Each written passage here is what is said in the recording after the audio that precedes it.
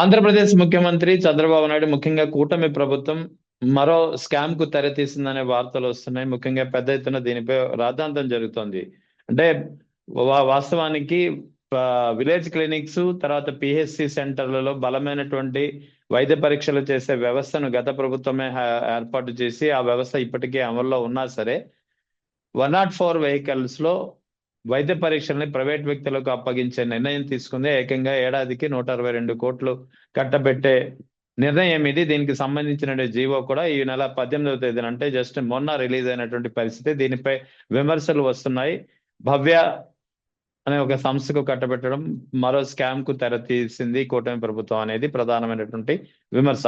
So దీనిపై మాట్లాడేందుకు మనతో జాయిన్ అవుతున్నారు వైఎస్ఆర్ కాంగ్రెస్ పార్టీ నాయకురాలు విజయవాడ నుంచి పుణ్యశీల గారు. నమస్తే మేడం. నమస్తే సార్. మేడం చూశారు కదా, ముఖ్యంగా భవ్య అనే సంస్థ వాస్తవానికి 108, 104 వెహికల్స్ ని మెయింటెనెన్స్ ని ఇదే సంస్థకు 3,000 కోట్లకు గత ఏడాది కూటమి ప్రభుత్వం అప్పగించింది. ఇప్పుడు తిరిగి ఇదే సంస్థకు 104 వాహనాల్లో అంటే మొబైల్ మెడికల్ యూనిట్లలో వైద్య పరీక్షలు చేసే కారణంతో ఏడాదికి 162 కోట్లు, నాలుగేళ్ల సమయానికంటే 700 కోట్ల కాంట్రాక్ట్ కి ధనాన్ని దుర్వినియోగం చేయడం కాదా? ఎలా చూడాలి ఈ అంశాన్ని? ఇది అబ్సల్యూట్లీ దుర్వినియోగంగానే మన కళ్ళకి కనిపిస్తోంది సార్. అంతేకాదు ఆంధ్ర రాష్ట్ర ప్రజలు కూడా వాళ్ళ ఆరోగ్య భద్రత అనేది ఇక మనకి ఉండదు అని. ఎందుకంటే బిలో పావర్టీ లైన్ కింద ఉన్నటువంటి ప్రతి పేదవాడు కూడా ఈ విలేజ్ క్లినిక్స్ ని కానివ్వండి, జగన్మోహన్ రెడ్డి గారు ఏర్పాటు చేసిన విలేజ్ క్లినిక్స్ కానివ్వండి, ఆ తర్వాత పిహెచ్సి సెంటర్స్ గా ఉన్నటువంటి పిహెచ్సి సెంటర్స్ గాని మరి 2 చోట్ల కూడా సద్వినియోగం చేసుకోవడంతో పాటు ఆరోగ్యశ్రీ ఫెసిలిటీని కానీ అలాగే గవర్నమెంట్ హాస్పిటల్స్ ని కానీ దాన్ని మోడర్నైజ్ చేసి మరి అన్ని ఫెసిలిటీస్ కూడా క్రియేట్ చేసి ప్రతి ఒక్క మెడికల్కి సంబంధించినటువంటి వ్యవస్థని బలోపేతం చేసి ప్రతి పేదవాడి ముంగిట్లో ఉంచినటువంటి జగన్మోహన్ రెడ్డి గారు మరి ఈ రోజున చంద్రబాబు నాయుడు గారిని చూస్తే ఏమనాలో కూడా అసలు ఒక ఆలోచన కూడా రానటువంటి పరిస్థితుల్లో ఉన్నాం సార్. ప్రతిదీ కూడా ప్రైవేటీకరణ అంటూ మా జగన్మోహన్ రెడ్డి గారు అన్నట్లుగా దాచుకుందాం అనేటటువంటి కాన్సెప్టే.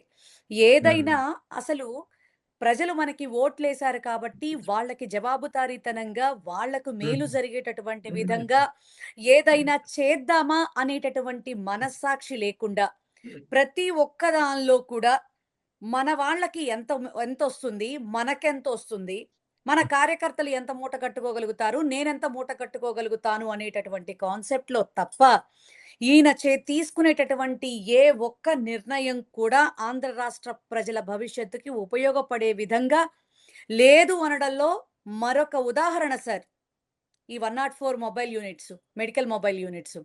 ఎంత దారుణం కాకపోతే సార్, జగన్మోహన్ రెడ్డి గారు నిజంగా ఆనాడు స్వచ్ఛాంధ్ర కార్పొరేషన్ ద్వారా మరి స్టేట్ సెంట్రల్ని కలుపుకుని ఆయన ఇక్కడ మన ఆంధ్రప్రదేశ్లో 1000 104లు, 108లు ఎంత గొప్పగా ఆయన రిలీజ్ చేయడం జరిగిందంటే తండాల దగ్గరలో కూడా మరి ప్రజలకి ఇబ్బంది లేకుండా మరి మెడికల్ సర్వీసెస్ అందించినటువంటి ఘనత జగన్మోహన్ రెడ్డి గారి సార్. మరి మీరు చూసుకుంటే మరి 14 to 19లో కూడా ఇదే విధంగా మెడాల్ అనేటటువంటి కంపెనీకి మరి 300 కోట్లకి మరి అప్పుడు కూడా ఇది చేసినటువంటి పరిస్థితి. కానీ జగన్మోహన్ రెడ్డి గారు వచ్చిన తర్వాత మరి పిహెచ్సిస్ ఏమో మనకి ఈ అర్బన్ పరిధుల్లో ఉంటే రూరల్లో ఇబ్బంది అవుతుందని చెప్పని విలేజ్ క్లినిక్స్ అనేవి ఏర్పాటు చేసి ఒక ఏఎన్ఎంని, ఒక మెడికల్ ఆఫీసర్ని కూడా అక్కడ పెట్టినటువంటి పరిస్థితులు సార్. వారానికి ఒకసారి 104లో మరి ఎంక్వైరీకి వెళ్ళినప్పుడు అక్కడ రక్త పరీక్షలు మరి చేయించి మరి పిహెచ్సిస్ ద్వారా మరి ఆ పరీక్షలకి మరి ఫలితాలు ఇవ్వడం జరిగేది. నిజంగా ప్రతి ఒక్కరు అంతకు మించి ఏదన్నా అవసరత ఉంటే గనక చక్కగా గవర్నమెంట్ హాస్పిటల్స్ని చాలా బాగా యూటిలైజ్ చేసుకునేవాళ్ళు.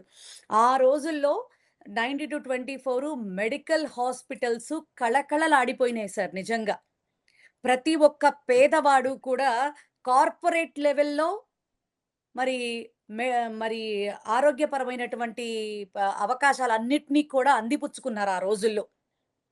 అన్ని టైప్స్ ఆఫ్ మెడికల్ ఫెసిలిటీస్ని ఈ ఆంధ్ర రాష్ట్ర ప్రజలు అనుభవించటం జరిగింది.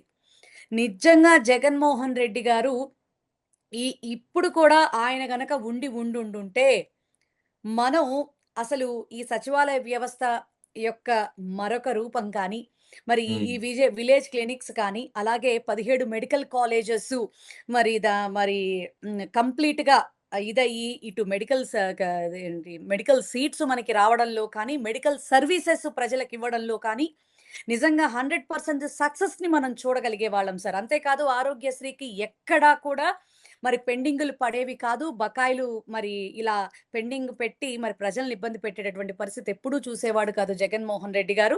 మరి ఎంతో బాగా ఎందుకంటే ఆయన మరి ఈ 24 మేనిఫెస్టోలో మరి ఆరోగ్యశ్రీని 25,00,000కు పెంచినటువంటి సందర్భం కూడా మనం చూసున్నాం సార్.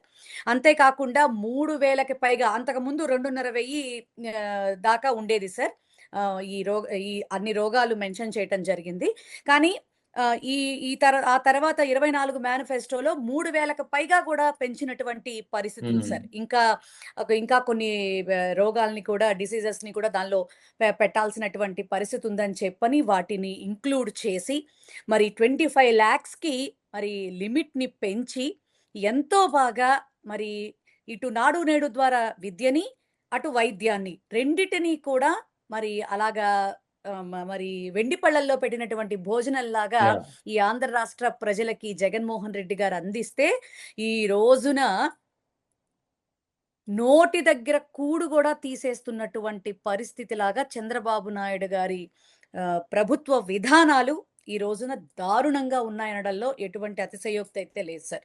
ఇంకా ఖచ్చితంగా రాష్ట్ర ప్రజలు ఎంత బాధపడుతున్నారో చంద్రబాబు నాయుడు గారు ఒక్కసారి ఎందుకంటే కడుపు నిండినమ్మ ఏదో అంది అన్న ఇదుంటుంది సార్. ఎందుకంటే కడుపు కాలిన వాడికే ఆకలి విలువ తెలుస్తుంది. కడుపు నిండిన వాళ్ళకి ఏ ఆకలి తెలీదు. 1,00,00,000 ఉన్న వ్యక్తికి పదవీ దాహం అనేది ఒకటుంటుంది తప్ప, పేదవాడి బాధ ఏం తెలుస్తుంది సార్? ఈ రోజున ఇలాంటి ప్రతిదీ కూడా స్కామే సార్. ఈ రాష్ట్రంలో మీరేదైనా తీసుకోండి. వాళ్ళకి లాభం. మొన్న లూలు మాల్ కావచ్చు, నిన్న మెడికల్ కాలేజెస్ కావచ్చు, మరి అమరావతిలో నీటి ఎత్తిపోతల పథకాలు కావచ్చు, పంపు సెట్లు కావచ్చు, ఉమ్, ఏవైనా సరే ఏవి కూడా ప్రజలకు ఉపయోగపడే విధంగా ముందుకు వెళ్ళేటటువంటి పరిస్థితులైతే లేవు సార్. రైట్. ప్రతీదీ కూడా ఈ మొబైల్ అడ్వాన్సుల రూపంలో ఇచ్చేసి దోచుకుందామా, దాచుకుందామా అనుకుంటూ మరి సరే సార్ వేరే వాటిల్లో ఎలా చేసినా ప్రజల కోసం దాన్ని పోరాడి దాన్ని ఏ రకంగా చేయాలో అలా చేస్తాం కానీ, అసలు ప్రభుత్వాల యొక్క ప్రాథమిక బాధ్యత అయినటువంటి విద్యని, వైద్యాన్ని కూడా పేదవాడికి ఉమ్. దూరం చేస్తే ఈ ప్రభుత్వం బతుకుంటుందా సార్? మట్టి కొట్టుకుపోదా? ఇక ప్రధానంగా గత ప్రభుత్వ హయాంలో నిర్మాణంలో పెండింగ్ లో ఉన్నటువంటి 10 మెడికల్ కళాశాలలని ప్రైవేట్ వ్యక్తులకు అప్పగించే నిర్ణయం తీసుకుంది కూటమి ప్రభుత్వం పీపీపీ విధానంలో. సో దానిపై వైసీపీ పెద్ద ఎత్తున ఉద్యమించింది. సో టెండర్లు వేయడానికి ఎవరు ముందుకు రాలేదు, అది వేరే విషయం. కానీ ఇక్కడ ఓవరాల్ గా ఇప్పుడేమో మొన్న గత ఏడాది 108, 104 వాహనాల మెయింటెనెన్స్ ని భవ్య అనే సంస్థ కట్టబెట్టింది. ఈ సంవత్సరం అదే 104 వెహికల్స్ లో వైద్య పరీక్షలు నిర్వహించే కాంట్రాక్ట్ కూడా ప్రైవేట్ వ్యక్తులకు అప్పగిస్తుంది. అంటే టోటల్ గా వైద్య రంగాన్ని పూర్తిగా ప్రైవేట్ వ్యక్తులకు అప్పగించారనే నిర్ణయం తీసుకుందా ఈ కూటమి ప్రభుత్వం? అంతే కదా సార్. ఈయన ఆరోగ్యశ్రీ అందుబాటులోకి ఉంచడు. మరి మెడికల్ కాలేజెస్‌ని, మెడికల్ సర్వీసెస్‌ని అందుబాటులోకి ఉంచడు. గవర్నమెంట్ ఆస్పత్రులు అందుబాటులోకి ఉంచడు. ఇప్పటికే మీరు చెప్పినట్టుగా 104లు, 108లు గత సంవత్సరమే 3,000 కోట్ల రూపాయలకి మరి పీపీపీ విధానంలో భవ్య అనే కంపెనీకి ఇవ్వటం జరిగింది. టోటల్‌గా మీరు గమనిస్తే పేదవాడికి వైద్యం అనేది అందని ద్రాక్షలాగా మార్చేస్తున్నటువంటి చంద్రబాబు నాయుడు గారికి మాత్రం ఎనలేని పాపం మూటగట్టుకునేటటువంటి పరిస్థితి మాత్రం దాపరిస్తుంది సార్. ఆంధ్ర రాష్ట్ర ప్రజలంతా కూడా గమనిస్తా ఉన్నారు. నేనైతే ఒక్కటి గట్టిగా చెప్పగలను సార్. మిషన్ల ద్వారా గెలిచిన వాడికి ప్రజలంటే నిబద్ధత ఉండదు, నిజాయితీ ఉండదు.